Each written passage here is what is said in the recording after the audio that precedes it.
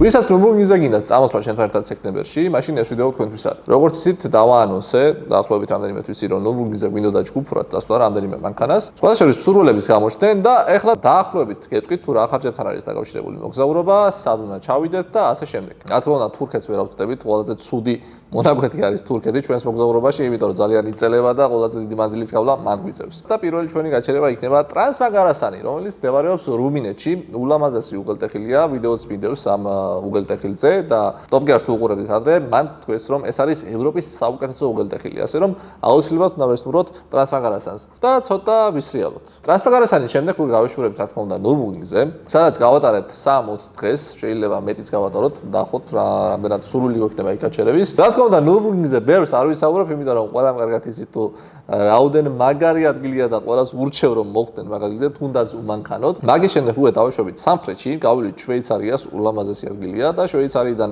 იტალიაში გადასასვლელი ფურკაპასი ალბათ ყველა მიცით, ულამაზესი უღელტეხილი, ძალიან ლამაზი ხედებით და მაგასაც ვესტუმრებით აუცილებლად. სასტუმროების ფასებს რაც შეეხება, ზოგადად ევროპაში ძვირი არსად არ არის, თუ ბიუჯეტურად ვეძებთ, რა თქმა უნდა, 100 ევროთ შეგვიძლია დავუშვათ ყველგან. ხშირ შემთხვევაში ფასი გაცილებით ნაკლებია ხოლმე, თუმცა საშუალოდ მაინც 100 евро ავიღოთ. ახლა მომაწოდეს მეგობრებო ინფორმაცია, რომ გახელაც მოდის გიორგი გახელაძე ჩვენთან ერთად და 7 სექტემბრამდე მე მგონი შეჯიბრი აქვს და ამიტომ ფიზიკურად არ გამოვა რომ უფრო ადრე წავიდეთ. შესაბამისად 7 სექტემბრის მერე დავიძვრებით. შემდეგ უკვე რაც შეეხება გზას, დაახლოებით გავივით 10,000 კილომეტრს. თუ თქვენი ავტომობილი ტრასაზე მოიხმარს 10 litrს აწვავს, რავი, M2 ავიღოთ, M3 მაგალითად, ტრასაზე მგონი 10 litrზე მეტს არ წავს, რა მაქსიმუმ 11 litri დაწვავს. евро და 90, евро და 80, დაახლოებით მაგ ფასებში მერყეობს სუპერის აწვავის ფასი. შესაბამისად 10,000 კილომეტრზე რომ გავამრავლოთ ეს, გამოვა დაახლოებით 1,800-დან 2,000 ევრომდე ხარჯი. მაგრამ აქ გასათვალისწინებელია ის მომენტი, რომ რაღაც ადგილებში ვისრიალებთ, ტრეკზეც ვივლით, შესაბამისად ხარჯი გაიზრდება.